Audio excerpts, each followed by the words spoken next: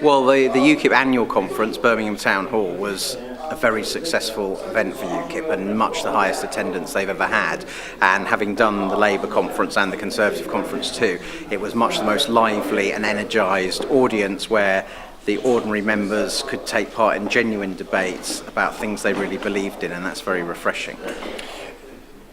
You're from the Express, the Dail Express. Some people often say the Express bangs on about Europe. People say bangs on about. What's your response when people say bangs on about? Guilty as charged would be my response. We believe that Britain would be much better off out of the European Union and out of our entanglement also with the European Court of Human Rights at Strasbourg, and that these two institutions together, but primarily the European Union, are causing a lot of demoralisation and draining away prosperity from the country, and that it is a very, very important issue, and our readers have responded to that in their droves, and they want their country back. Do you think people thought UKIP would go away and UKIP hasn't gone away? There's certainly been a bit of that, yes. That I think UKIP's beginning to branch out from being seen as a single issue party as well, and these particular elections for the Police and Crime Commissioners have been an interesting test of that, because obviously law and order, although it has European dimensions, is not primarily a European issue. It's an issue on where the voters tend to judge politicians on whether they're hard or soft on crime, and you know, they expect their own British politicians to be accountable for the policies that they implement. So interesting test for UKIP, not just to go on about Brussels all the time, but to have other policies on domestic issues. You mentioned third on the list for the most lenient when it comes to treating convicted burglars.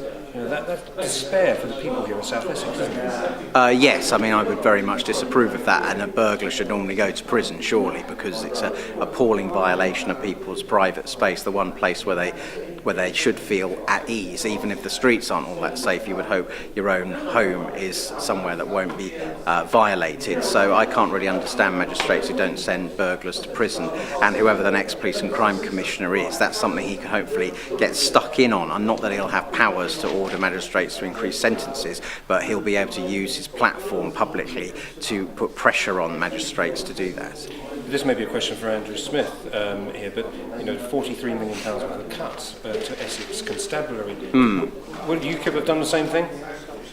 Well, UKIP is obviously a long way from being the party of national government in this country, but they have some radical policies for saving money in other budgets. For instance, the foreign aid budget, which is being increased by £4 billion a year, to the point where more will be spent on foreign aid by Britain come the next election than will be spent on our own police. I'm quite sure UKIP wouldn't have done that, so I think they can say they would have had extra resources for our police forces. And finally, is it important for UKIP, over in Aveley in Thurrock, Robert Ray's councillor been elected, he's doing a really good job there. Is it really important for UKIP, way down on the grassroots, in little wards, to get their councillors on board?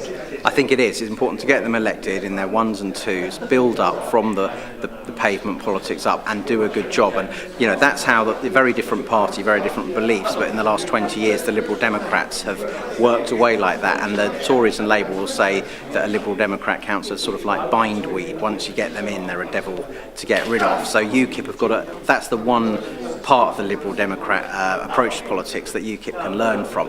Get your local government base going and really work it up, and then it can be a springboard for national success.